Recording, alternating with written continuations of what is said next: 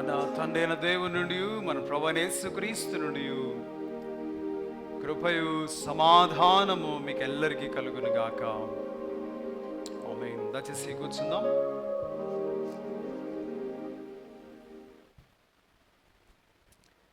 ప్రియులరా, ఈరోజు మనము త్రిత్వం తర్వాతి 10వ ఆదివారంలో ఉన్నాం. నేటి వాక్య ధ్యానం కొరకు మనం చదువుకునేటువంటి 2 పాఠాలని మరొకసారి పరిశీలించడానికి ప్రయత్నం చేద్దాం. ఈ దినం కొరకు ఏర్పాటు చేయబడిన పత్రిక పాఠము పరిశుద్ధుడైన అపోస్తలుడైన పౌలు కొరింథీ సంఘానికి రాసినటువంటి పత్రిక 12వ అధ్యాయం మొదటి 11 వచనాలని చదువుకున్నాం. ఈ భాగంలో కొరింథీ సంఘానికి పౌలు భక్తుడు దేవుడు తన ఆత్మ ద్వారా సంఘాన్ని ఏ విధంగా ఆయన బలపరుస్తున్నాడో, సంఘానికి ఏ విధంగా ఆత్మ వరాలని సమకూర్చి సంఘాన్ని క్షేమాభివృద్ధి కలుగజేస్తున్నాడో ఆ విషయాన్ని 12వ అధ్యాయము ప్రారంభ 11 వచనాల్లో జ్ఞాపకం చేయడం మనం చదువుకున్నాం. ఆయన అంటాడు, మీరు ఇంతకు ముందు అన్ని జనులుగా ఉన్నప్పుడు మీ ఇష్టం వచ్చినట్లు విగ్రహాలను ఆరాధించడానికి, మూగా విగ్రహములను ఆరాధించడానికి ఎటుబడితే అటు నడిపించబడ్డారు. కానీ ఇప్పుడు మీరు క్రీస్తులోనికి తీసుకురాబడ్డారు, దేవుని ఆత్మ చేత నింపబడ్డారు. కాబట్టి మీకు అందుబాటులో ఉన్నటువంటి దేవుని ఆత్మ వరాలని వినియోగించుకొని మీరు సంఘంలో క్షేమాభివృద్ధికరంగా ఉండండి అని ఇక్కడ పౌలు భక్తుడు జ్ఞాపకం చేయడం మనం చూస్తున్నాం. ఇందులో 3 రకాలైనటువంటి కేటగిరీస్ ఇక్కడ మనం చూస్తాం. 7, 8, 9, 10 వచనాల్లో 9 రకాలైనటువంటి ఆత్మవరాలు 3 సెట్ ఆఫ్ గ్రూప్స్గా మనం అక్కడ చూస్తాం. ఇక సువార్త పాఠంలోనికి వెళితే లూకా సువార్త 19వ అధ్యాయము చివరి వచనాలని మనం చదువుకున్నాం. 41వ వచనం నుండి 48వ వచనం వరకు ఉన్న లేఖన భాగంలో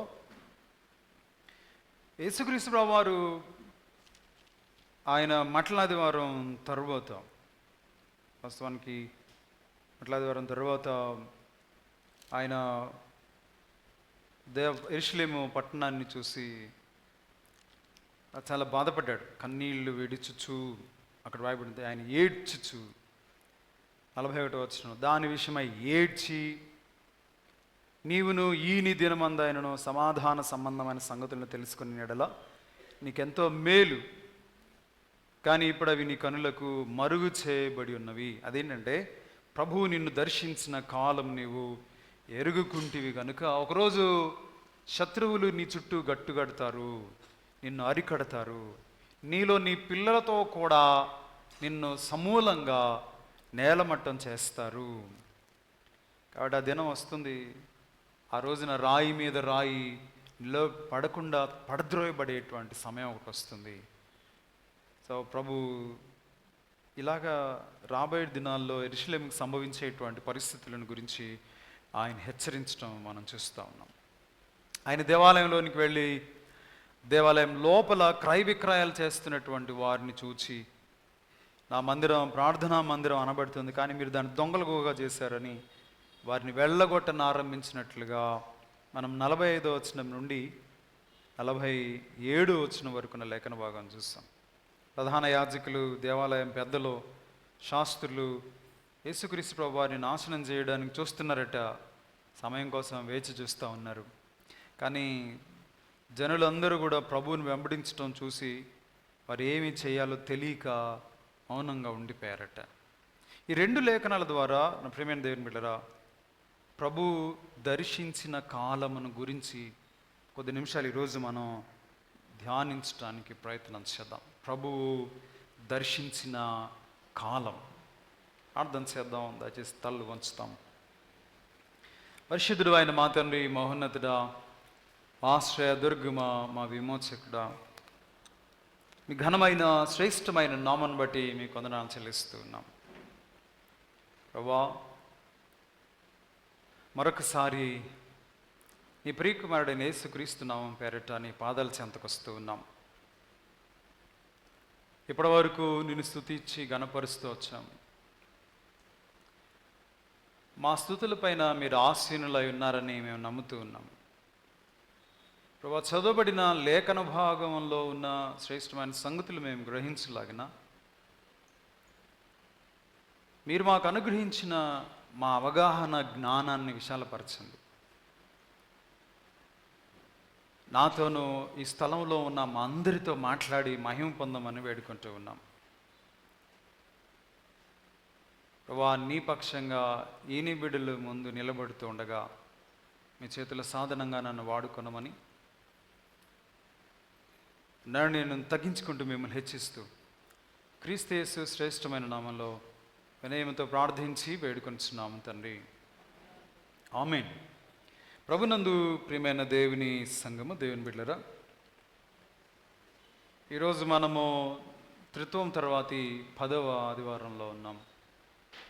ఈ ప్రత్యేకమైనటువంటి సమయం కొరకు ఈరోజు వరకు దేవుడు తన మహాకృప చేత మనలను మన పనులలో, ప్రయాణాల్లో, సమస్త విషయాల్లో తోడుగా ఉండి సంరక్షించి ఏదైనా ఆయన సన్నిధానంలోనికి మనలందరినీ సమకూర్చిన విధానాన్ని బట్టి దేవాతి దేవునికి మనం అందరం కూడా వందనస్తులమైనాం. దేవునికి మహిమ కలుగును గాక. అదేవిధంగా కూడి వచ్చినటువంటి మీ అందరికీ కూడా ప్రభువైన యేసుక్రీస్తు నామములో వందనాలు, ఈ ఉదయకాల శుభాలు తెలియజేస్తూ ఉన్నాను. బాగున్నారా? మరలా మిమ్మల్ని అందరినీ కలుసుకోవడం చాలా సంతోషం. మేము కూడా బాగానే ఉన్నాం. చదవబడిన లేఖన భాగంలోకి వెళదాం. నేను ఇంటర్మీడియట్ చదివేటప్పుడు ఏసీ కాలేజీలో చదువుకునేవాడిని. మాకు ట్రైన్ ఫెసిలిటీ ఉండేది బాగా. గుంటూరులో ట్రైన్ ఎక్కటం, కాలేజీ ఏసీ కాలేజీ పక్కన వాకబుల్ డిస్టెన్స్లోనే ట్రైన్ ఉండేది.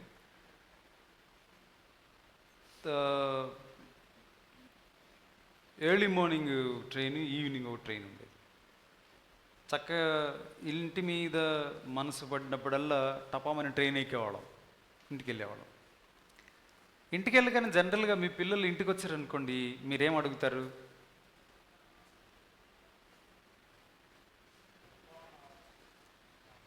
బాగున్నామని అడుగుతారు. రతన్ బాగున్నా అడుగుతారు అంట. హాస్టల్లో ఉన్నటువంటి కుమార్తె కుమారుడో ఇంటికి వస్తే మీరు వానిని చూసి జనరల్గా ఏం అడుగుతారు?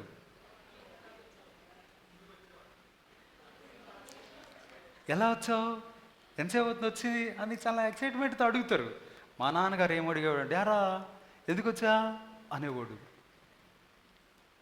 నాకు కోపం వచ్చేది, బాధ వచ్చేది. అరే 100 కిలోమీటర్లు ప్రయాణం చేసి వస్తే ఎందుకు వచ్చాను అడుగుతాడేంటి? ఆయనకి తెలుసు వీడు క్లాస్ లెగ్గొట్టి ఇంటికి వచ్చాడన్న సంగతి, ఎందుకంటే ఆయన కూడా మాస్టరే కాబట్టి. ప్రియమైన దేవుని బిడ్డరా, ఒకవేళ యేసుక్రీస్తు ప్రభువారు మిమ్మల్ని దర్శించడానికి వచ్చినప్పుడు ఆయన్ని కూడా నెగ్లెక్ట్ చేయబడితే, ఆయన వస్తూ ఉంటాడు పోతూ ఉంటాడు, ఆయన పెద్ద ఏముంది అని అనుకుంటే ఆయనకి ఎలా ఉంటుంది ఫీలింగ్? ఎవరన్నా ఇంటికి వెళ్ళినప్పుడు ఈడెందుకు వచ్చాడు మన ఇంటికి అన్నట్లుగా మిమ్మల్ని చూశారనుకోండి ఎవరైనా, మీ ఫీలింగ్స్ ఎలా ఉంటాయి? ఎలా ఉంటాయి? మళ్ళీ చస్తే వాళ్ళ ఇంటికి వెళ్తారా? ఇంకా ప్రియమైన దేవుని బిడ్డరా, యేసుక్రీస్తు ప్రభువారు అదే ఎక్స్పీరియన్స్ మన దగ్గర పొందాడట. ఆయన same kind of experience had with us. ఆయన అంటున్నాడు ఇక్కడ, ఏమంటాడు ఒకసారి చదువుదాం. 43వ వచనం, లూకాసు వార్త 19వ అధ్యాయము 43వ వచనం. ప్రభువు నిన్ను దర్శించిన కాలము నీవు ఎరుగకుంటివి. ఏంటంట? ప్రభువు నిన్ను దర్శించిన కాలము నీవు ఎరుగకుంటివి. ఎప్పుడు దర్శించాం మమ్మల్ని? యేసుక్రీస్తు ప్రభువారు అన్నాడు, నేను ఆకలిగా ఉన్నప్పుడు మీరు అన్నం పెట్టారు, నేను వస్త్రహీనుడై ఉన్నప్పుడు వస్త్రాలు ఇచ్చారు, నేను చెరసాల్లో ఉన్నప్పుడు మీరు నన్ను పరామర్శించడానికి వచ్చారు, నేను రోగిగా ఉన్నప్పుడు మీరు నన్ను ఆదరించారు. అంటే వీళ్ళందరూ అనుకుంటున్నారట, కుడివైపున ఉన్న వాళ్ళందరూ, నువ్వెప్పుడు చెరసాల్లో ఉన్నావు, నువ్వెప్పుడు వస్త్రహీనుడిగా ఉన్నావు, నువ్వెప్పుడు ఆకలితో ఉన్నావు అని అంటే ప్రభు అన్నాడు, మిక్కిలైన ఇలా ఈ సహోదరులో అల్పులైన ఒక సహోదరులో నువ్వు చేశారు కాబట్టి మిక్కిలి అల్పులైన ఈ నా సహోదరులో మీరు ఒకరికి చేశారు కాబట్టి నాకు కూడా చేసినట్లే. సో మరి యేసుక్రీస్తు ప్రభువారు ఎప్పుడు మనల్ని దర్శించాడు, మనం ఎప్పుడు ఆయనని కనుగొనకుండా ఉన్నాము? ఎప్పుడు యేసు ప్రభువారు మనల్ని దర్శించాడు, మనం ఎప్పుడు ఆయనని ఎరగకుండా గుర్తుపట్టకుండా ఉన్నాము? ప్రియమైన దేవుని బిడ్డరా, ఒకసారి మనం సమూయేలు మొదటి గ్రంథంలోనికి వెళదాం. ప్రభువు దర్శించటం అంటే ఏంటో ఒకసారి చూద్దాం. సమూయేలు మొదటి గ్రంథంలోనికి రండి. అక్కడ 3వ అధ్యాయము 21వ వచనాన్ని చదువుతామా? మరియు షిలోహులో యెహోవా మరలా దర్శనమిచ్చుచుండెను. షిలోహులో యెహోవా తన వాక్కు చేత సమూయేలునకు ప్రత్యక్షమగుచూ వచ్చెను. సమూయేలు మాట ఇశ్రాయేలీలందరిలో ఎలాగా దర్శించాడంట ఆయన? ఎలా దర్శించాడంట? మళ్ళీ చదువుదాం ఫర్ యువర్ అటెన్షన్. యెహోవా మరలా దర్శనమిచ్చుచుండెను. ఎలాగా? షిలోహులో యెహోవా తన వాక్కు చేత సమూయేలునకు ప్రత్యక్షమవుతూ. సో ఇప్పుడు యేసుక్రీస్తు ప్రభువారు నిన్ను నేను దర్శించాను అని చెప్పాడు అని అంటే ఆయన ఎలా దర్శించుంటాడు? ఒక క్రైస్తవుడు చేపలు పడదామని బోట్ వేసుకొని సముద్రంలోకి వెళ్ళాడట. సరే చేపలు పడుతూ ఉన్నాడు. ఈవినింగ్ టైం అయ్యేటప్పటికి సడన్గా అన్ఎక్స్పెక్టెడ్ స్ట్రామ్ అవుట్ వచ్చింది. మొత్తానికి ఈ గాలి తుఫాన్లో ఈ పడవ, ఈ బోట్, ఫిషింగ్ బోటు ఏదో ఒక కింద ఉన్నటువంటి ఒక రాయికి తగిలి మునిగిపోయేటువంటి పరిస్థితి. సో ఈయన ప్రార్థన చేస్తాం. ఏదైనా ఆబ్వియస్గా క్రైస్తవులకు కష్టాలు వస్తే ఏం చేస్తారు? ముందు ప్రార్థన చేస్తారు. సంతోషం వచ్చినప్పుడు ప్రభువుని గుర్తు చేసుకోకపోయినా కష్టం వచ్చినప్పుడు మనకు గుర్తొచ్చే మొదటి వ్యక్తి ఆయనే. సో నువ్వు వస్తావా చేస్తావా అని మనం ఆయన్ని బెదిరించడానికి ప్రయత్నం చేస్తాం. బట్ మనకు ప్రభు దగ్గర స్వేచ్ఛ. సో ఆయన ప్రార్థన చేస్తున్నాడు, ప్రభు నేను మునిగిపోతున్నాను, ఎవరన్నా హెల్ప్ పంపించానంటే ఈలోపు ఒక చిన్న పడవ పక్కన ఉన్నటువంటి ఒక ఫిషింగ్ బోట్ వచ్చింది. ఏంటి ఇక్కడ ఉన్నారంటే బోటు మునిగిపోతుంది, సర్రా నా దాంట్లో ఎక్కువ అని అంటే వీడన్నాడంటే లేదు నేను ప్రభువుకి ప్రార్థన చేస్తున్నాడు, ఆయన సహాయం చేయడానికి వస్తాడు, సరే నీ కర్మ నువ్వు చావని. ఇలాగా 2-3 టైమ్స్ రావడం, ఎవరో ఒకళ్ళు ఏమిటి సంగతి నాకు అనుకోవడం, మేము రక్షిస్తామని చెప్పడం, లేదు ప్రభువు నన్ను రక్షిస్తాడు అని వీడు భీష్మించి కూర్చోవడం. చివరికి ఎండ్ ఆఫ్ ద టైం వీడు కూడా మునిగి చచ్చిపోయాడు. అందులో వీడు పరలోకానికి వెళ్ళాడట. ఏంటి ప్రభు అసలు నువ్వు నన్ను పట్టించుకోలేదు, భూమి మీద ఉన్నప్పుడు మునిగిపోతుంటేను కనీసం అన్నిసార్లు ప్రార్థన చేసిన సమాధానం కూడా ఇవ్వలేదు. ప్రభు అన్నాడంట, మొదటిసారి పడవ ఒకటి పంపించాను కదా, ఫిషింగ్ బోట్ ఒకటి పంపించాను కదా, దాన్ని రిజెక్ట్ చేసావు కదా, మరి సెకండ్ టైం థర్డ్ టైం అవి పంపించింది నువ్వా? క్రైస్తవుల యొక్క ఎలా ఉంటుందంటే, వారి యొక్క యాటిట్యూడ్ ఎలా ఉంటుందంటే, రాత్రి కలలో యేసు ప్రభు వారు వచ్చి ఇదిగో ఇది తిను, అది తాగు, ఈయన్ని పెళ్లి చేసుకో, అక్కడికి వెళ్ళు, ఇది చెయ్యి అని చెప్పాలని కోరుకుంటారు వాళ్ళు. కానీ నా ప్రియమైన దేవుని బిడ్డలారా, ప్రభు ఎలాగ దర్శనమిస్తారట ఆయన? చెప్పాలి ఎలాగా?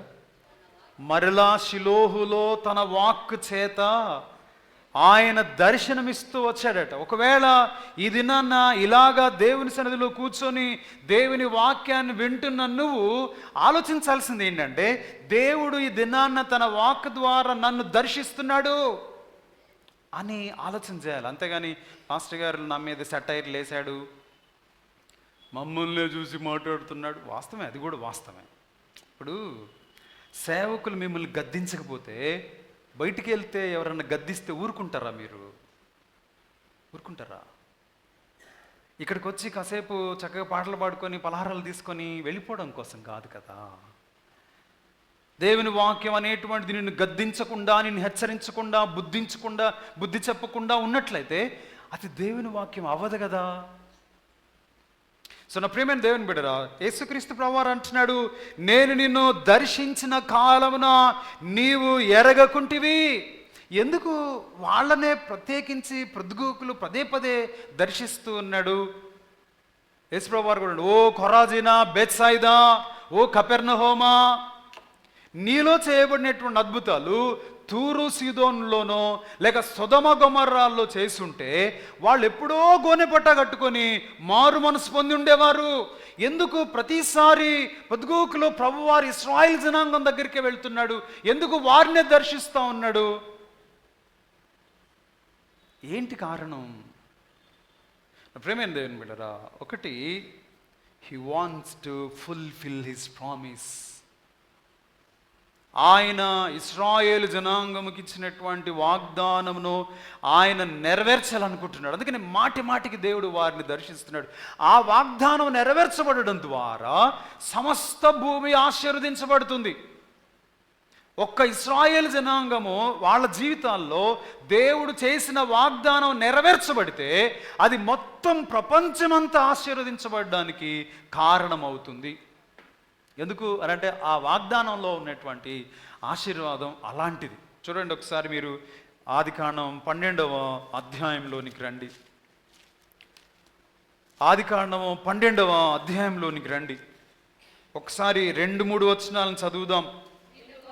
నిన్ను గొప్ప జనముగా చేసి నిన్ను ఆశీర్వదించి నీ నామమును గొప్ప చేయుదును, నీవు ఆశీర్వాదముగా ఉందువు, నిన్ను ఆశీర్వదించు వారిని ఆశీర్వదించెదను, నిన్ను దూషించు వారిని శంభించెదను, భూమి యొక్క సమస్త వంశములు నీ యందు ఆశీర్వదించబడునని.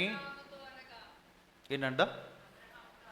భూమి యొక్క సమస్త వంశములు నీ యందు. సో ఇప్పుడు అబ్రహాము వంశము, ఒక్క వంశం ఆశీర్వదించబడితే ఏంటంట? భూమి మీద ఉన్న సమస్త వంశములు ఆశీర్వదించబడతాయి. అట్ ద సేమ్ టైం ఒకవేళ అబ్రహాము యొక్క కుటుంబం శపించబడింది అనుకోండి, అబ్రహాము యొక్క కుటుంబము దేవుని యొక్క స్టాండర్డ్స్కి తగినట్లుగా లేదనుకోండి, రోమిల్ రాసిన పత్రికలో ఒక విషాదకరమైనటువంటి సంఘటన పౌలు భక్తుడు జ్ఞాపకం చేస్తూ ఉన్నాడు. అపోస్తలుడైన పౌలు రోమిల్కి రాసినటువంటి పత్రిక 8వ అధ్యాయము 20-21 వచనాలు చదువుతారా? ఏలయనగా సృష్టి నాశనమునకు లోనైన దాస్యములో నుండి, ఆ టెర్మినాలజీని మీరు జాగ్రత్తగా గమనించాలి. ఏలయనగా సృష్టి నాశనమునకు లోనైన దాస్యములో నుండి విడిపింపబడి దేవుని పిల్లలు పొందబోవు మహిమగల స్వాతంత్ర్యము పొందుదునను నిరీక్షణ గలదై, స్వేచ్ఛగా కాక దానిని లోపరిచిన వాని మూలముగా ఏమైందంట?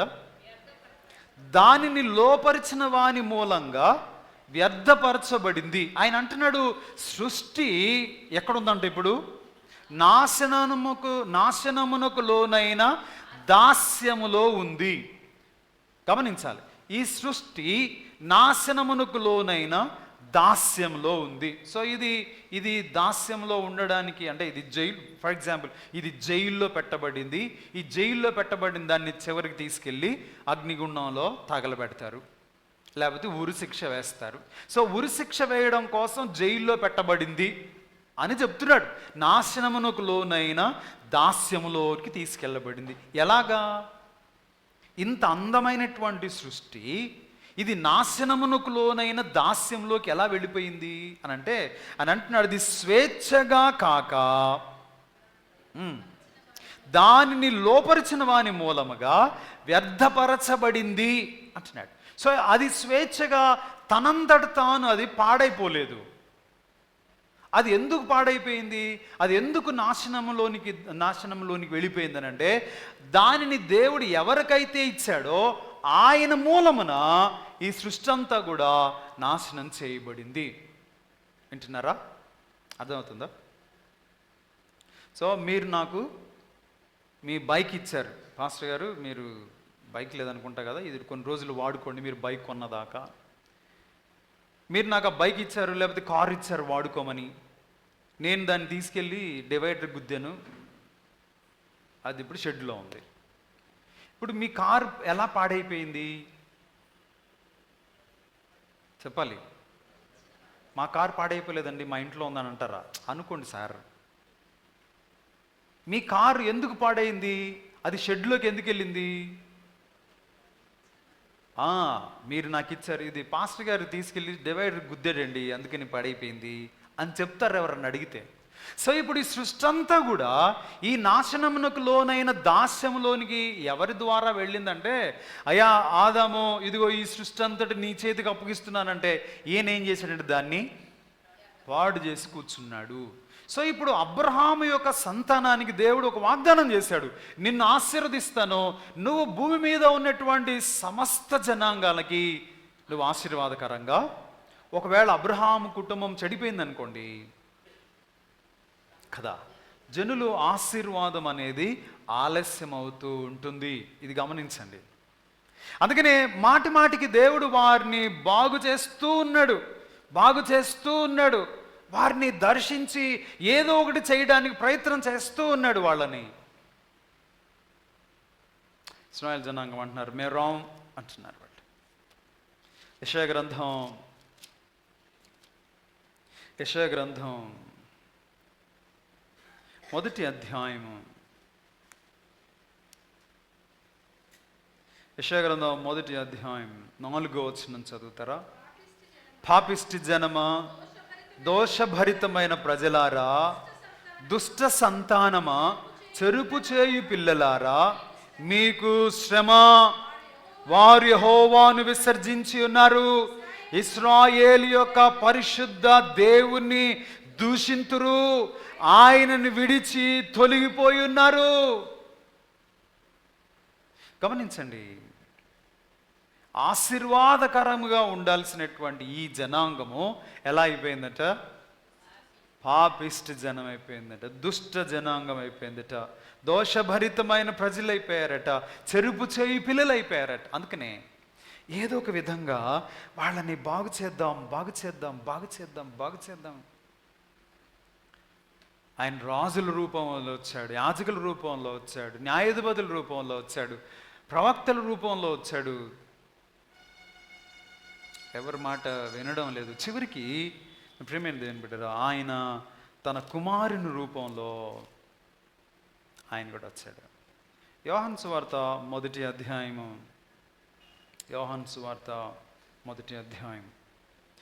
మొదటి 2 వచనాలు.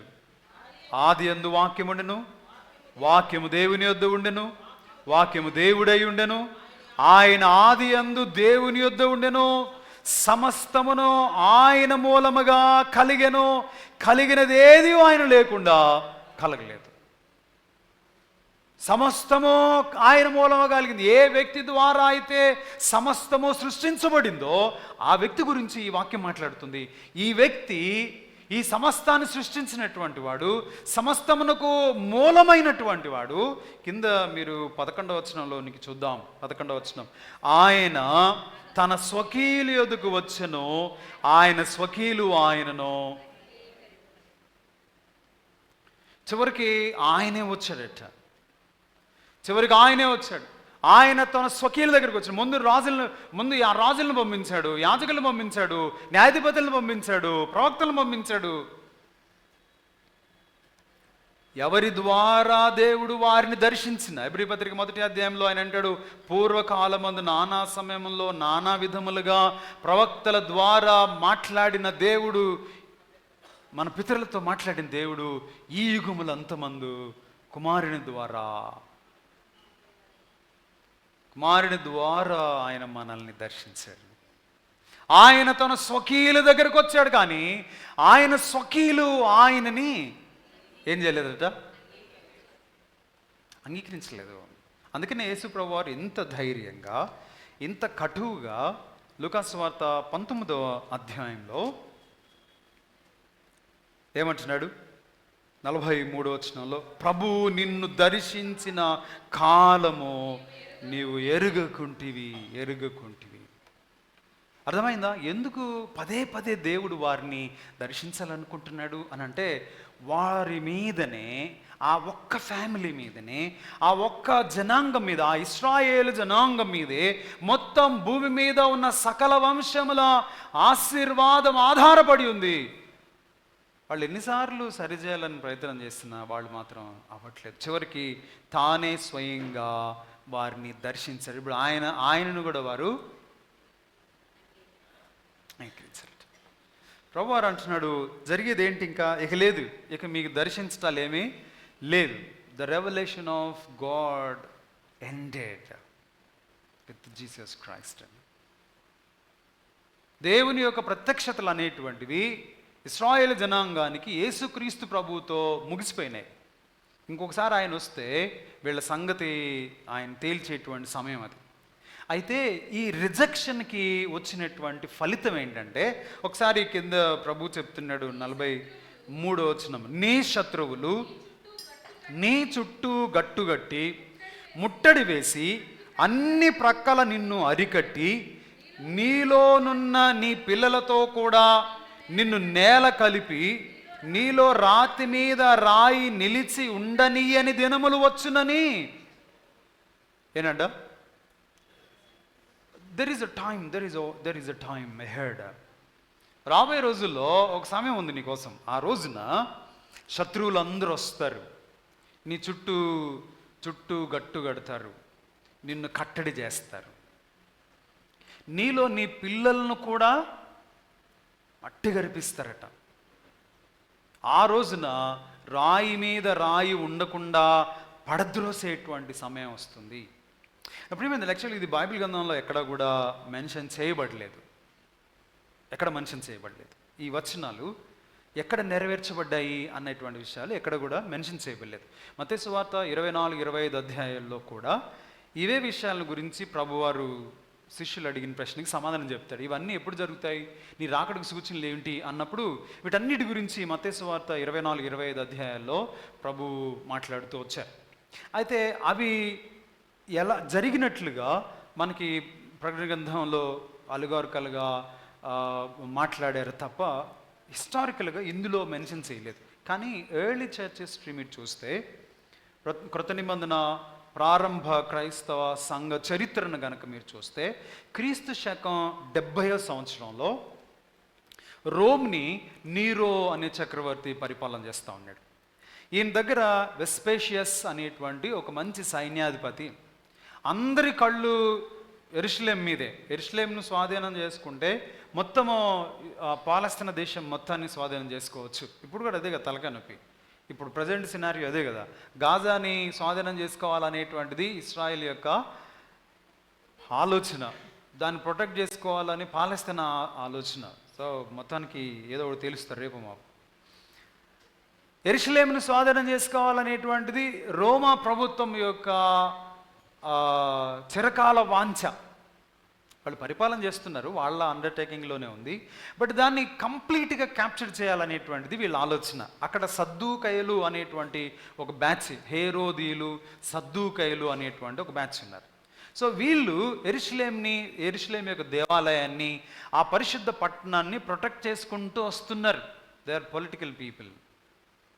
సో రోమ్ పరిపాలన చేస్తున్నటువంటి నీరో క్రీస్తు శకం 70వ సంవత్సరంలో, అంటే సరిగ్గా యేసుక్రీస్తు ప్రభువు వారు చనిపోయినటువంటి, ఆయన ఆరోహణం అయిపోయిన 35 సంవత్సరాలకి యెరూషలేం మీద దాడి చేశారు. అదే టైంలో రోమ్ నగరాన్ని తగలబెట్టడం, దాన్ని క్రైస్తవుల మీదకి, ఆ నేరాన్ని క్రైస్తవుల మీద వేయటం, క్రైస్తవులకు భయంకరమైనటువంటి హింసలు జరగడం. సో ఇవన్నీ అదే టైంలో జరుగుతూ ఉన్నాయి. సో ఈ నీరో యెరూషలేంని స్వాధీనం చేసుకోవడం కోసం తన సైన్యాధిపతి అయినటువంటి వెస్పేషియస్ని సైన్యంతో అక్కడికి పంపించాడు. ఇదే టైంలో నీరో ఆత్మహత్య చేసుకొని చచ్చిపోతాడు. సో అక్కడ యుద్ధం చేస్తున్నటువంటి వెస్పేషియస్ రోమ్కి వచ్చి రోమ్లో తను తాను సెల్ఫ్ ప్రొక్లైమ్డ్ ఎంపరర్గా ప్రకటించుకోవడం, అతను కుమారుడైనటువంటి టైటస్ అనే వ్యక్తిని యుద్ధంలో సైన్యాధిపతిగా పెట్టుకొని చేస్తాను. 4 నెలలు యుద్ధం జరిగిందటండి, 4 months. ఈ 4 months కూడా యుద్ధం ఏం చేయలేదు వాళ్ళు. వీళ్ళు ఏం చేశారంటే యెరూషలేములో ఉన్నటువంటి ఒక్కడిని కూడా బయటికి రానివ్వకుండా, బయట ఉన్నటువంటి వాడిని ఒక్కడిని కూడా లోపలికి వెళ్లకుండా కట్టుదిట్టం చేశారు. యెరూషలేము యొక్క గడియలన్నీ క్లోజ్ చేశారు. 4 నెలలు, 4 months, లిటరల్గా 4 months. లోపల ఉన్నటువంటి పరిస్థితి ఏంటంటే, ఇది జరిగింది పస్కా టైంలో. పస్కా పండుగ జరుగుతుంది వాళ్ళకి. ఈ పస్కాకి ఎక్కడెక్కడ దేశాల్లో ఉన్నటువంటి యూదులంతా కూడా యెరూషలేముకి వస్తారు. సో యెరూషలేము కిక్కిరిసిపోయింది జనాలతో. నార్మల్గా కంటే పండగ రోజుల్లో మన ఇంట్లో ఎక్కువ మంది ఉంటారు కదా, అలానే ఈ పస్కా పండుగ టైం కాబట్టి యెరూషలేము అంతా ఆయా ప్రాంతాల నుంచి, దేశాల నుంచి వచ్చినటువంటి బంధువులే కాకుండా ఈ పండుగలను చూడడానికి వచ్చినటువంటి పిలిగ్రిమ్స్తో కూడా నిండిపోయింది అది. ఆ టైం చూసుకొని వీళ్ళు మొత్తం యెరూషలేము రూట్లన్నీ కూడా బ్లాక్ చేసి పడేశారు. 4 months తినడానికి తిండే ఉంటుంది. బంధువులు వస్తే 4 రోజులు రావాల్సిన సరుకులు 10 రోజుల్లోనే అయిపోతాయి.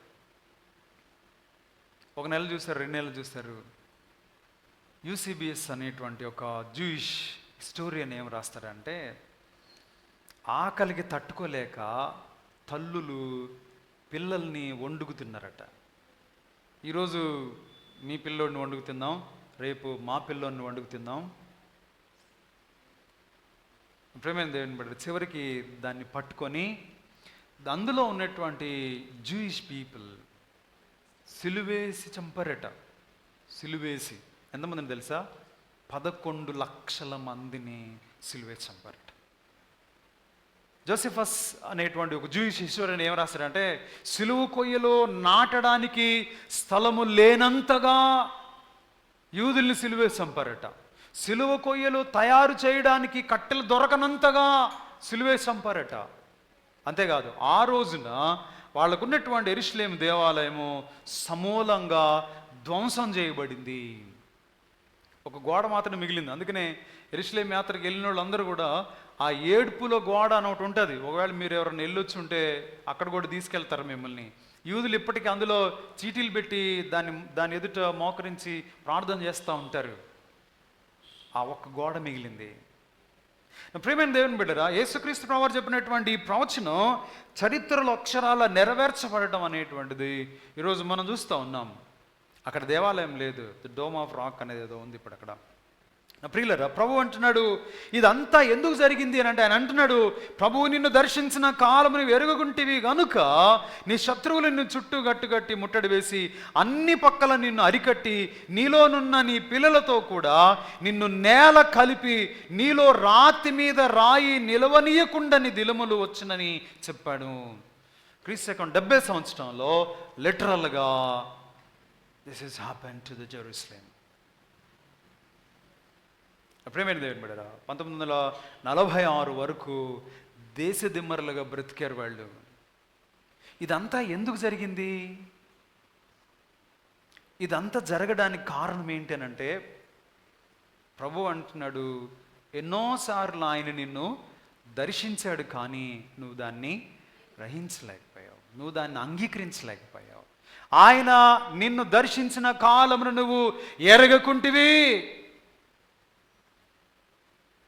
ఇలా జరిగింది, దానికి కారణం అదే. సో ఇవన్నీ పక్కన పెడదాం ఉన్న ప్రియమైన దేవుని బిడ్డరా, ఈరోజు ప్రభు కూడా మనల్ని అనేక రకాలుగా దర్శిస్తూ ఉన్నాడు. దేవుని వాక్యం ద్వారా ఆయన మనల్ని సమీపిస్తూ ఉన్నాడు. మీరు ఎక్కడ వాక్యం వింటున్నారు? మీరు సెల్ ఫోన్లో యూట్యూబ్లో పెట్టుకొని వాక్యం వింటున్నారా? లేక టీవీ పెట్టుకొని వాక్యం వింటున్నారా? లేక చర్చ్లో కూర్చొని వాక్యం వింటున్నారా? లేక ఇంటి దగ్గర కూర్చొని మైకుల్లోనో లేకపోతే ఇంకేదైనా మాధ్యమాల ద్వారా వాక్యం వింటున్నారా? మీరు దేవుని వాక్యాన్ని వింటున్న ప్రతిసారి దేవుడు మిమ్ములను దర్శిస్తున్నాడు అన్న విషయాన్ని మర్చిపోవద్దు. దేవుడు తన వాక్ ద్వారా మిమ్మల్ని దర్శిస్తున్నాడు. ఇది మన కాలనీలో ఎవరికి బాగా సరిపోద్దబ్బా అని అనుకోవద్దు. Is literally for you. ఆయన నిన్ను కూడా దర్శిస్తున్నాడు తన వాక్యం ద్వారా. ఎందుకు? మనల్ని ఎందుకు దర్శిస్తా ఉన్నాడు? ఇశ్రాయేలు జనాంగాన్ని దర్శించాడు అంటే ఒక పర్పస్ ఉంది వాళ్ళకి. నన్ను దర్శించడానికి ఏంటి కారణం ఏంటి? కొరింథీయులకు రాసిన పత్రికలో అపోస్తలుడైన పౌలు చక్కటి మాట జ్ఞాపకం చేస్తూ ఉంటాడు. చదువుదాం. అపోస్తలుడైన పౌలు కొరింథీయులకు రాసినటువంటి మొదటి పత్రిక 12వ అధ్యాయము మొదటి 3 వచనాలు. మరియు సహోదరులారా, ఆత్మ సంబంధమైన వరములను గురించి మీకు తెలియకుండుట మాకు ఇష్టం లేదు. మీరు అన్యజనులై ఉన్నప్పుడు మూగ విగ్రహములను ఆరాధించుటకు ఎటుబడినట్టు నడిపించబడితేరని మీకు తెలియను. ఇందుచేత దేవుని ఆత్మ వలన మాట్లాడువాడెవడు యేసు శాపగ్రస్తుడని చెప్పడనియు, పరిశుద్ధాత్మ తప్ప ఎవడును యేసు ప్రభు అని చెప్పలేడనియు నేను మీకు తెలియచేయుచున్నాను. సో మీరు ఇంతకు ముందు యేసు ప్రభువారిలోనికి రాకముందు మీ యొక్క ఆరాధన వ్యవహారం అంతా కూడా ఇలానే ఉంటుంది. మీ ఇష్టం వచ్చినట్లు మీరు బ్రతికారు, మీరు ఇష్టం వచ్చినట్లు ఎటుబడితే అటు నడిపించబడ్డారు. కానీ ఇప్పుడు యేసు ప్రభువాన్ని మీరు దేవుని ఆత్మ చేత ఒప్పుకున్నారు, ఆయన వెంబడిస్తూ ఉన్నారు. అయితే ప్రభువు కూడా మిమ్మల్ని ఇలాగనే ఇశ్రాయేలు జనాంగాన్ని ఏ విధంగా అయితే అనేక మార్లు దర్శిస్తున్నాడో మిమ్మల్ని కూడా ఆయన ఇలానే దర్శిస్తూ ఉన్నాడు. ఎందుకు అని అంటే ఇక్కడ ఒక మాట రాయబడి 4-5 వచనాల్లో, కృపావరములు నానా విధములుగా ఉన్నవి కానీ ఆత్మ ఒక్కడే, మరియు పరిచర్యలు నానా విధములుగా ఉన్నవి కానీ దేవుడు ప్రభువు ఒక్కడే. నానా విధమైన కార్యములు గలవు కానీ అందరిలోనూ అన్నింటినీ జరిగించు దేవుడు ఒక్కడే. ఆయనను అందరి ప్రయోజనము కొరకు ప్రతివానికి ఆత్మ ప్రత్యక్షత అనుగ్రహింపబడుచున్నది. దేనికోసమంట? అందరి ప్రయోజనము కొరకు దేవుని ఆత్మ ప్రత్యక్షత అనుగ్రహించబడు. దేవుడు నిన్ను కూడా దర్శిస్తున్నాడు తన ఆత్మ ద్వారా. ఎందుకు అనంటే అందరి ప్రయోజనం కోసం. గమనించండి, ఎందుకు ఇశ్రాయేలు జనాంగాన్ని దేవుడు దర్శిస్తూ ఉన్నాడు అనంటే అది అందరి ప్రయోజనం కోసమట. ఇశ్రాయేలు కుటుంబము ద్వారా దేవుడు భూమి మీద ఉన్నటువంటి సకల వంశాలను ఆశీర్వదించాలనేది ఆయన శ్రేష్టమైన ప్రణాళిక. అది నెరవేర్చకుండా అసంపూర్ణంగానే మిగిలిపోయింది.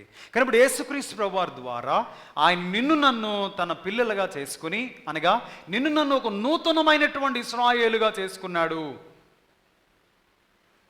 మనం ఒక నూతనమైన ఇశ్రాయేలు. We are not gentiles anymore. No, now we are become a new ఇశ్రాయేలైట్స్.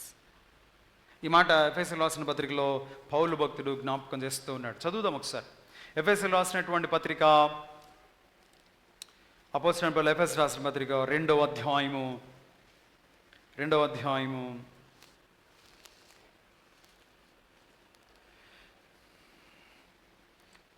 వచనం 15వ వచనం 2 వచనాలు. ఆయన మన సమాధానమై ఉండి మీకును మాకును ఉండిన ద్వేషముననగా విధిరూపకమైన ఆజ్ఞలు గల ధర్మశాస్త్రమును తన శరీరమందు కొట్టివేయుట చేత మధ్య గోడను పడగొట్టి మన ఉభయులను ఏం చేశాడట?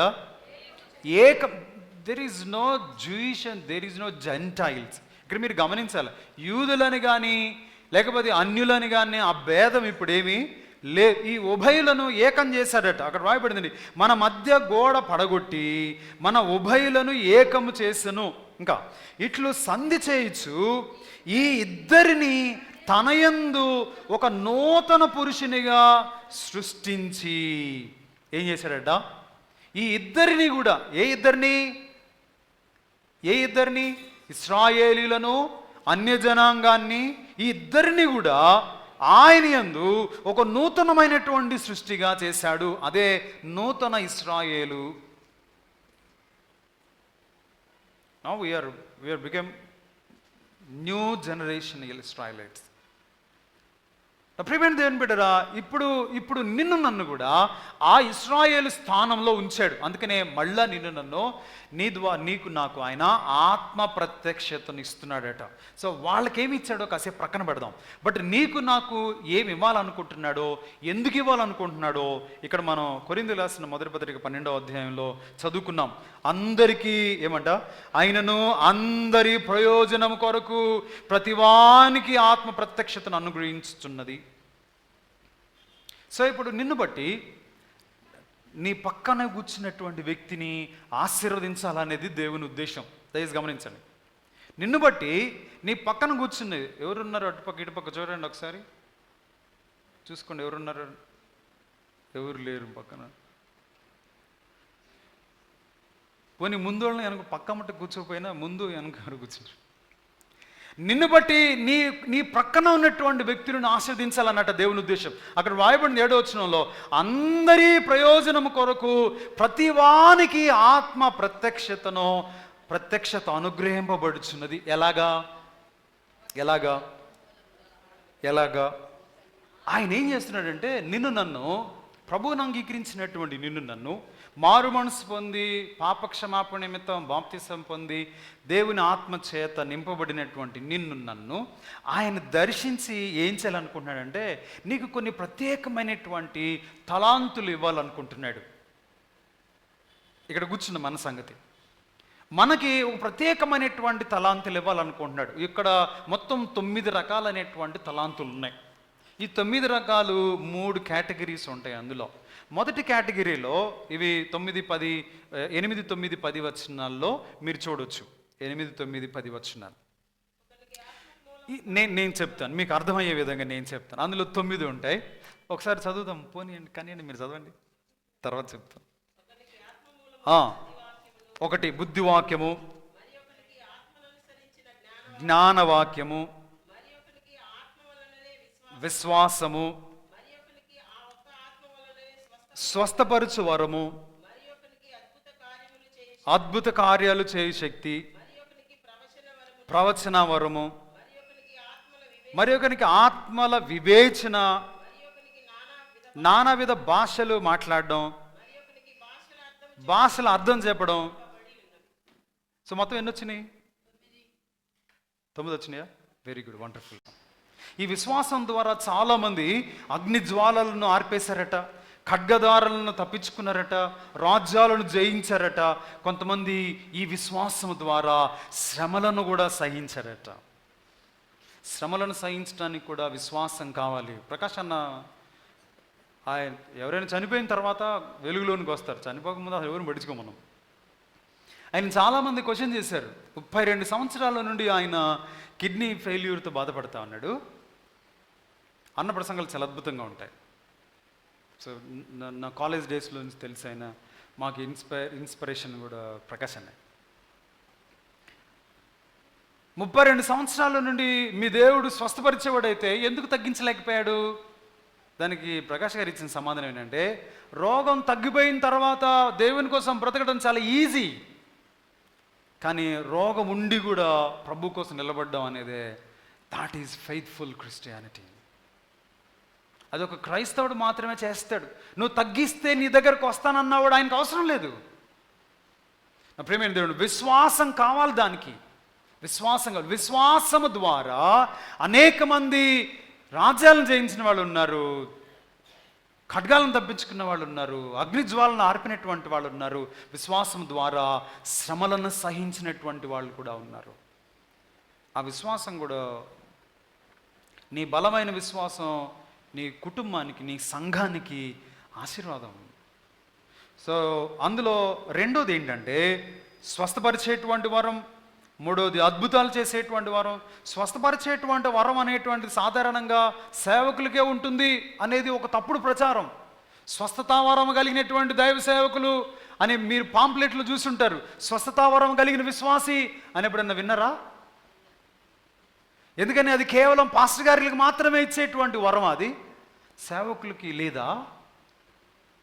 మీకు లేదా? అదొక అపోహ మాత్రమే. ఒకవేళ నిజంగా నీ పక్కింటోళ్ళు ఎదురింటోళ్ళు అనారోగ్యానికి గురవుతుంటే మాటి మాటికి అక్కడికి వెళ్ళి వాళ్ళకి ప్రార్థన చేయడానికి, వాళ్ళు బాగుపడాలనేటువంటి తీవ్రమైన ఆకాంక్ష నీలో ఉంటే you will surely receive the gift of healing. ప్రేమైన దేవుని బిడ్డలారా, సంఘము దీన్ని అపేక్షించాలని ప్రభు కోరుకుంటున్నాడు. సంఘంలో ఉన్న విశ్వాసులు స్వస్థపరిచేటువంటి వరాల కోసం ప్రాధేయపడాలి, ప్రయాసపడాలి, దానికోసం ఎదురు చూడాలి. అందుకు దర్శిస్తున్నాడు ప్రభు. మూడోది, అద్భుతాలు చేయి శక్తి. There are many miracles. మన జీవితంలో కూడా అనేకమైన అద్భుతాలు మనం కూడా వినే ఉంటాం, మన జీవితంలో కూడా జరిగే ఉంటుంది. ఇది కాదు అని డాక్టర్ గారు చెప్పుంటాడు,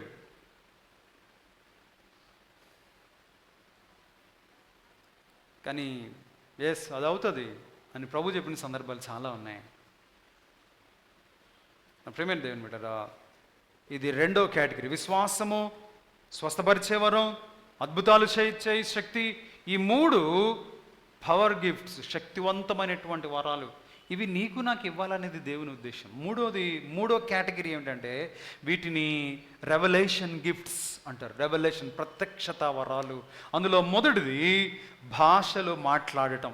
ఉరి బరబరద్దరదస్సే, అది కాదు. వాళ్ళు మాడుతూ ఉంటారు చూసారా, ఎప్పుడైనా విన్నారా? అవి కాదు. భాష అంటే నాలో ఉన్న భావాన్ని ఇతరులకు చేరవేసే మాధ్యమం. నేను ఒకటి అనుకుంటున్నాను నా మనసులో,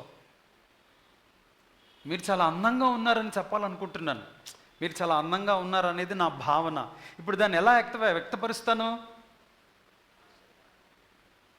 మాటల ద్వారా. నేను చాలా బాగున్నావు అని చెప్తే సరిపోతుంది. సో మీరు చాలా బాగున్నారు అనేటువంటిది నా భావన, బట్ దాన్ని మాటల రూపంలో కూర్చి మీ దాకా చేరవేసేటువంటి మాధ్యమమే భాష. సో ఇప్పుడు అది మీకు అర్థం కాలేదనుకోండి, అందుకని పౌలు అంటాడు ఇదే పత్రికలో, కొరింథీయులకు రాసిన పత్రిక 14వ అధ్యాయము 9వ వచనం, అలాగే మీరు స్పష్టమైన మాటలు నాలుగుతో పలికితేనే కానీ పలికినది ఎలాగో తెలియను, మీరు గాలితో మాట్లాడుచున్నట్టుందురు. లోకమందు ఎన్నో విధములకు భాషలున్నను, వాటిలో ఒక్కటైనను స్పష్టము కానిదై ఉండదు. దేవదూతల భాష అంటే మీరు దేవతలతో మాట్లాడాల్సి ఉంటుంది, మాతో కాదు. సో నా ప్రియమైన దేవుని బిడ్డలారా, భాషలో మాట్లాడేటువంటి వరము, నీకు తెలియనటువంటి భాషను, నీకు రానటువంటి భాషను ఇన్స్టంట్గా మాట్లాడగలగటం, that is also one of the gift of spirit, gift of the Holy Spirit. చాలామంది ఏసన్న గారు 5వ తరగతి 6వ తరగతి చదువుకున్నాడు ఆయన, కానీ ఆయన ఇంగ్లీష్లో ప్రసంగాలు చేసిన సందర్భాలు ఉన్నాయి, తమిళం కన్నడంలో చేసిన ప్రసంగాలు ఉన్నాయి. దినకరన్ గారు ఆయన తమిళమే మాట్లాడతాడు ఆయన పరిచయకు వచ్చిన రోజుల్లో. ఆయన ఫారిన్ కంట్రీస్లోకి వెళ్ళి ఇంగ్లీష్ చేసినటువంటి ప్రసంగాలు ఉన్నాయి. నీకు తెలియనటువంటి, నీకు రానటువంటి భాషను ఉన్నపలంగా మాట్లాడగలగటం, that is called spirit of gift of tongues. రెండోది ఇంటర్ప్రిటేషన్ ఆఫ్ టంగ్స్. భాషల్లో మాట్లాడినప్పుడు అర్థం చెప్పటం. చాలామంది భాషలు మాట్లాడుతూ ఉంటారు పెంతెకోస్తు సహోదరులు, కానీ అక్కడ ఒక్కరు కూడా అర్థం చెప్పడానికి ఉండరు. దేవుడు ఎప్పుడు అర్థం కాని భాషలో మాట్లాడేవాడు కాదు. సో భాషల్లో ఇంటర్ప్రిటేషన్ చేయగలగడం అనేటువంటిది, that is also one of the gift of Holy Spirit. దానికోసం ప్రయత్నం చేయండి. చివరిగా అందులో ఉన్నటువంటి మూడోది ఏంటంటే ఆత్మల వివేచన. నువ్వేం మాట్లాడకుండానే నిన్ను చూసి నీ హృదయాన్ని స్టడీ చేయగలగటం. ఆ ఆత్మల వివేచన వరం ఎలీషాకు ఉంది కాబట్టి నువ్వు వెళ్ళి యోర్దాను నదిలో మునిగిరాపో అని చెప్పాడు. అది అర్థం కానటువంటి నయమానికి కోపం వచ్చింది. ఆత్మల వివేచన అనేటువంటిది అవసరం. నేను నా గురించి నీకు, నీ గురించి నాకు చెప్పకుండానే మన ముఖ కవళికల ద్వారా మన స్వరూపాన్ని చూసి మన హృదయాన్ని తెలుసుకోగలగడం అవసరం. ఆత్మల వివేచన అనేది అవసరం. సో ప్రియమైన ఈ 9 రకాలైనటువంటి వరాలు ప్రభు క్రొత్త నిబంధన సంఘానికి స్పెషల్గా ఇవ్వాలనుకుంటున్నాడు. అందుకనే ఆయన ప్రతిసారి కూడా దేవుని వాక్యాన్ని బోధించిన ప్రతిసారి, నిన్ను దర్శించిన ప్రతిసారి వీటిలో ఏదో ఒకటి నిన్ను నింపడానికి ఆయన ప్రయత్నం చేస్తూ ఉన్నాడు. ఎందుకనంటే 11వ వచనంలో ఒక చక్కటి మాట రాయబడింది, చదువుకుందాం, ముగించుకుందాం. అయినను వీటన్నింటినీ ఆ ఆత్మ ఒక్కడే తన చిత్తము చొప్పున ప్రతి వానికి ప్రత్యేకముగా పంచి ఇచ్చుచు కార్యసిద్ధి కలుగు చేయుచున్నాడు. కార్యసిద్ధి ప్రతి వానికి ప్రత్యేకముగా పంచి ఇచ్చుచు ఏం చేస్తున్నాడంట? కార్యసిద్ధి కలుగు చేస్తున్నాడు. సంఘంలో ఈ ఆత్మ వరాలు కలిగినటువంటి విశ్వాసులు ఉండాలనేది దేవుని యొక్క ఉద్దేశం. అందుకనే దేవుని వాక్యం ద్వారా ఆయన హెచ్చరిస్తూ, గద్దిస్తూ మిమ్మల్ని బలపరచడానికి ప్రయత్నం చేస్తాడు. మాకు ఎన్ని అవసరం లేదులే పాస్టర్ గారు, ఆ సంగతి మీరు చూసుకోండి, మేము జస్ట్ వరకు అట్లా వచ్చిపోతాం, ఏదో ఒకటి చేయండి మీరు అన్నారనుకోండి, అప్పుడు ఏం జరగదంట? సంఘము క్షేమాభివృద్ధి చెందదు. సంఘము నంబర్ పెరుగుతుంది తప్ప సంఘంలో ఆత్మీయత పెరగదు. అందుకని యేసుప్రభు వారు అంటాడు, 99 మందులు నీతిమంతుల కంటే రక్షింపబడిన ఒక్క పాపి చాలా అవసరం. ఎందుకని 99 మంది కంటే వాడెక్కువ? ప్రేమైన దేవుని బిడ్డరా, these are self righteous people. అక్కడ ప్రభు చెప్పింది యేసుక్రీస్తు ప్రభు వారి ద్వారా నీతిమంతులుగా చేయబడిన వాళ్ళు కాదు. These people called self righteous people. ప్రేమైన దేవుని బిడ్డరా, ఈరోజు అందుకనే ప్రభు నిన్ను నన్ను దర్శిస్తున్నాడు. ఒకవేళ నువ్వు కూడా వినకపోయావా? దేవుని ఆత్మ వరాలు లేని సంఘం అది ఎలా ఉంటుందంటే దొంగల గుహగా ఉంటుందట. దేవుని ఆత్మ వరాలు లేని సంఘం, దేవుడు దర్శించిన పట్టి పట్టనట్లుగా ఉండేటువంటి సంఘం, దేవుని వాక్యానికి విధేయత చూపన సంఘం అది ఎలా ఉంటుందంట? యేసుప్రభు నా మందిరం సకల జనులకు ప్రార్థనా మందిరం అనబడుతుంది, కానీ మీరు దాన్ని దొంగల గుహగా చేశారు. అలా అయిపోతుంది. అలా కాకూడదు అని, నువ్వు నేను ఒకరికొకరం ప్రయోజనకరంగా ఉండాలి అని, నువ్వు నేను కలిసి క్రీస్తులో క్షేమాభివృద్ధి చెందాలనేది దేవుని ఉద్దేశం. అందుకోసమే ఇశ్రాయేలును దర్శించిన దేవుడే నిన్ను నన్ను అనుదినము తన వాక్యం ద్వారా దర్శిస్తూ ఉన్నాడు. మన అవసరతలు ఏంటో జ్ఞాపకం చేసుకుందాం, మనలో కొదువేంటో జ్ఞాపకం చేసుకుందాం, ప్రభు దగ్గర సాగిలు పడదాం, వాటిని పొందడానికి ప్రయాసపడదాం, ఒకరికొకరం క్షేమాభివృద్ధికరంగా ఎదగడానికి ప్రయత్నం చేద్దాం. ప్రార్థన చేద్దాం. తల వంచుతాం. ఒక నిమిషం తల వంచి ప్రార్థనలో ఏకీవించుతాం. మనం విన్న ఈ మాటలు జ్ఞాపకం చేసుకుందాం ప్రియులారా.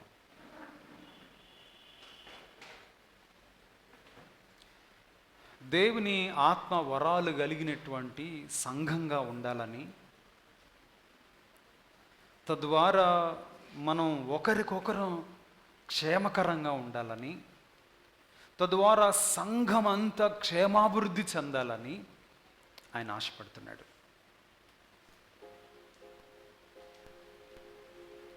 అందుకనే దేవుడు నీకు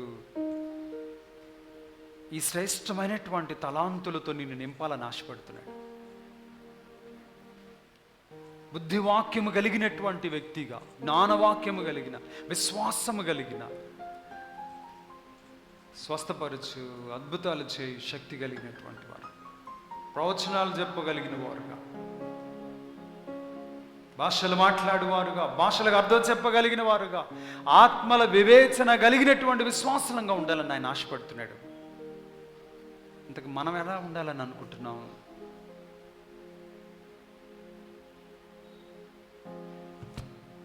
That is the desire for your spiritual life. మనం ఎలా ఉండాలనుకుంటున్నాం? ప్రస్తుతానికి ఎలా ఉన్నాం?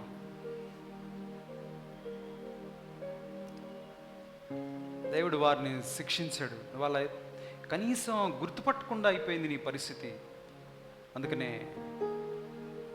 నీలో నీ పిల్లలను కూడా నేల గరిపించేటువంటి సమయం వస్తుంది. ప్రియులారా, ఇవన్నీ హెచ్చరికలు. ప్రభు ఎన్నిసార్లు దర్శించినా ఒకవేళ నువ్వు గుర్తుపట్టకపోతే, దాన్ని స్వీకరించకపోతే, అంగీకరించకపోతే, ఒక రోజున నిత్యమైనటువంటి అగ్నిగుండం మర్చిపోవద్దు. ఒకసారి ఆలోచన చేయండి. ఆత్మ వరాలు కలిగినటువంటి సంఘం ఎంత ఆత్మీయంగా ఉంటుందో, ఎంత క్షేమాభివృద్ధి చెందుతుందో, అవి లేని సంఘం ఎలా ఉంటుందో ఒకసారి ఊహించుకోండి. పరిశుద్ధుడు అయిన మా తండ్రి, ప్రేమ గల ప్రభువానికి ఘనమైన నామాన్ని పొందినాను. మేము విన్న ఈ మాటలు మా హృదయాల్లో భద్రపరచుకోవడానికి సహాయం చేయండి. మేము ఒట్టి విశ్వాసులంగా, కేవలం వచ్చిపోయే క్రైస్తవులం కాకుండా, దేవా నీవు మమ్మల్ని దర్శించిన ప్రతిసారి ఈ శ్రేష్టమైన ఆత్మ వరవల పట్ల మాలో ఆసక్తిని పెంచుకోవడానికి సహాయం చేయండి. దేవా, మూడు బారిపోయినటువంటి విశ్వాసులంగా కాకుండా చిగురించి ఫలించగలిగిన విశ్వాసులంగా మేము ఉండడానికి సహాయం చేయమని క్రీస్తు శ్రేష్టమైన నామంలో వినయముతో ప్రార్థించి వేడుకొనుచున్నాం తండ్రి, ఆమేన్. సమస్త జ్ఞానమునకు మించిన దేవుని సమాధానము ప్రభువైన యేసుక్రీస్తు వలన మీ హృదయములకు తలంపులకు కావలియుడును గాక. ఆమేన్.